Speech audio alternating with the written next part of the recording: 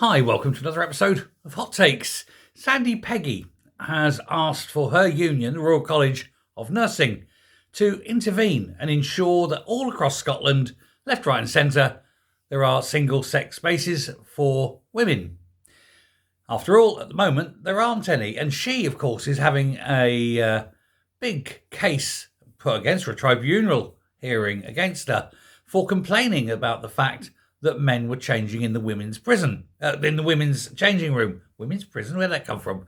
For the women's changing room. Now, it's a case that for NHS Fife is problematic.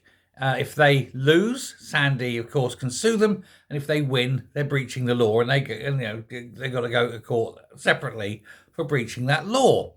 But she's saying all this can go away quite quickly. All that happens is she gets assurances that things happen going forward that haven't happened, previously. But the unions are being very, are very quiet about it.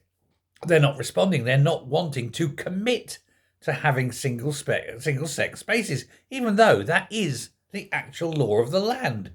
And it makes you wonder why. What do the NHS have to hide that they don't want to allow, or they don't want to stop men going into women's spaces?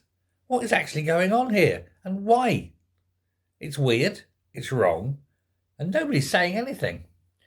But it'll all end in tears one way, won't it? Because if it doesn't stop, there'll be court cases against them again. And this time they can't lose. Whoever brings this against them is in a winning position. The law is the law. Poor old NHS Scotland.